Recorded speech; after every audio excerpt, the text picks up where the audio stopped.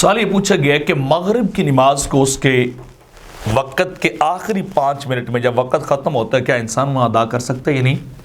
تو اس کا جواب یہ کہ عمومی طور پر تو لوگ یہ کہتے ہیں نا جی مغرب کا وقت بڑا تھوڑا ہوتا ہے، لیکن وہ چینج ہوتا رہتا ہے. 1 گھنٹے سے پلس ٹائم جو ہے تقریباً 1 گھنٹہ 18 منٹ سے 1 گھنٹہ 36 منٹ کے درمیان یہ ٹائم جو ہے پورے سال اپ اینڈ ڈاؤن بڑھتا گھٹتا رہتا ہے. تو اگر کسی شخص کو اتنی تاخیر ہوگی اور کسی عذر کی وجہ سے سفر کی وجہ سے اور آخری 5 منٹ ہی پڑے ہوں، وہ اس کے پاس کوئی نقشہ اوقات کا یا کوئی اس طرح کی اور ایپ آج کل جدید دور ہے اور ایگزیکٹ ٹائم اسے پتہ ہے، تو اگر وہ اس وقت میں عذر کی وجہ سے ادا کرے گا تو وہ ادا ہی ہے.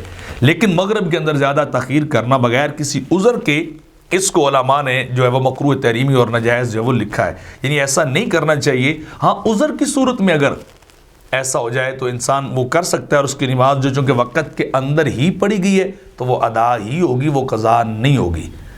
وہ اس کے اوپر کسی قسم کا کوئی جو ہے وہ نہیں، عوام کے اندر مشہور ہے تو وہ لوگوں کا غلط ہے.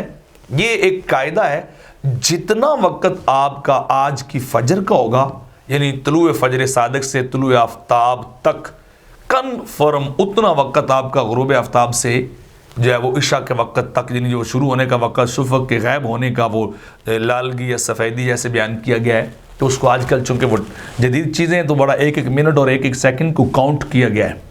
تو یہ دونوں وقت فجر کا اور مغرب کا یہ اللہ کی قدرت ہے، یہ برابر رہتے ہیں ہر دن پر ڈے کے حساب سے. تو اتنا وقت ہے تو آپ پڑھ سکتے ہیں. لوگوں کے یہاں یہ غلط بات مشہور ہے کہ عشاء کا وقت مغرب کا وقت یعنی فوری ختم ہوتا ہے، عشاء کا شروع ہوتا ہے. ایسا نہیں ہے.